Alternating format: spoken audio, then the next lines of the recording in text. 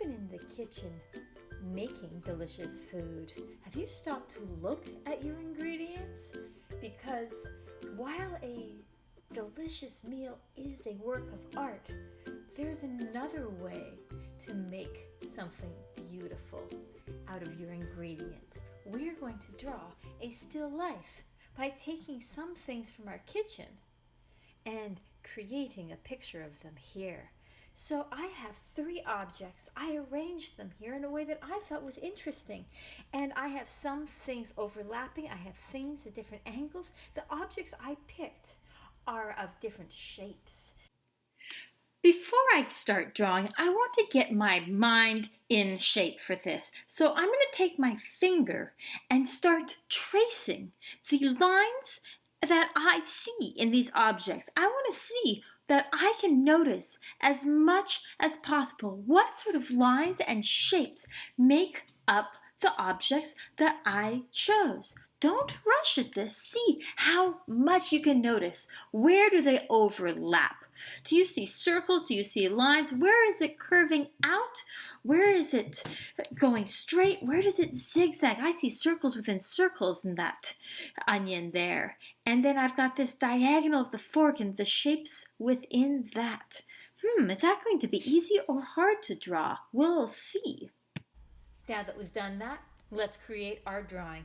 I notice that the fork is at an angle, and so I'm going to use that same angle here. Look what I even did. I used my pencil to sort of catch what is that angle.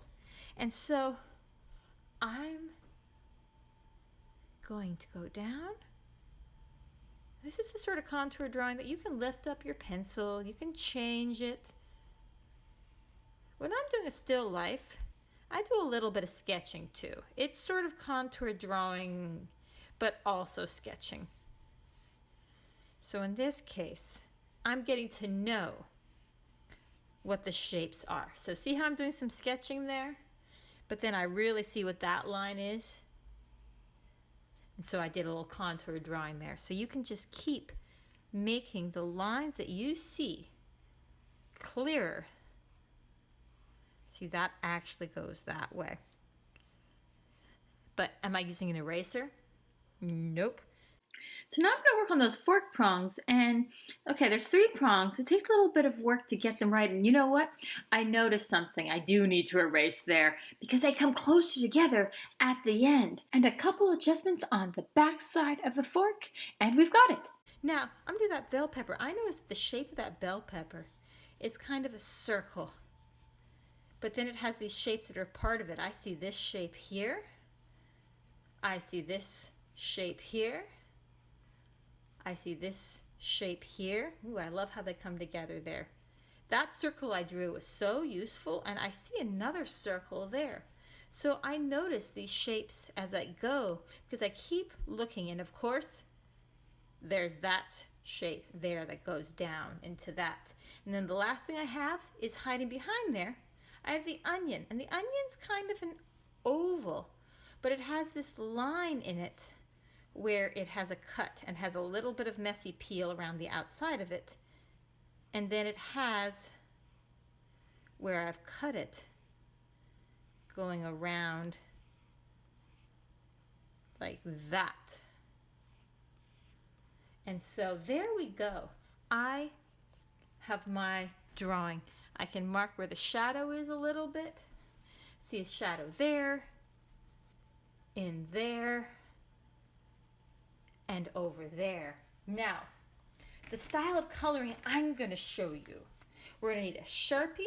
You're going to need some water-soluble markers. So that's like Crayola markers. But just to be sure, test out the markers to see that they're water-soluble because we're going to paint with them. The way you do that is you need a piece of paper, and it's best to do the same kind of paper as you're drawing.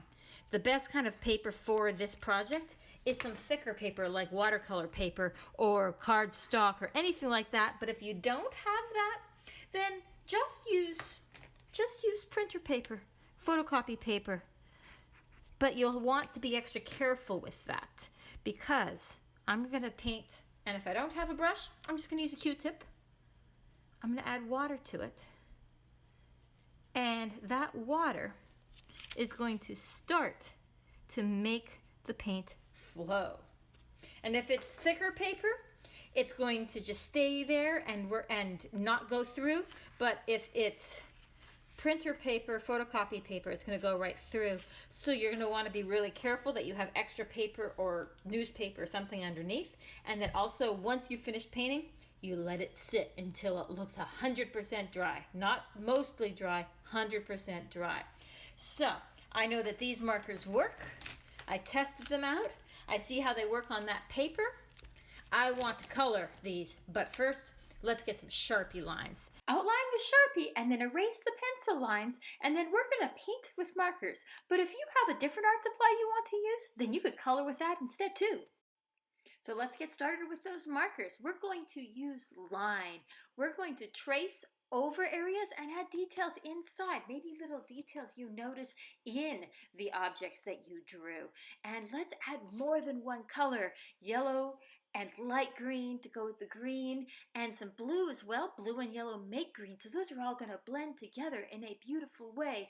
And that skin on the onion, I don't have a brown, but how about an orange and a little bit of blue? Orange and blue will mix to brown. I'm not putting too much color because that's going to be light, so I don't want to be too much color.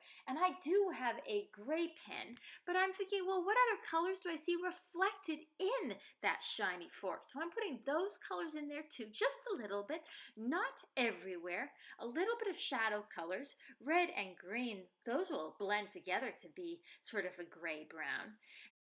And now let's get painting. I've got my water, my Q-tip or paintbrush, get that wet, and then we're going to gently stroke that water across where the pen is and spread it to the other areas that don't have any marker.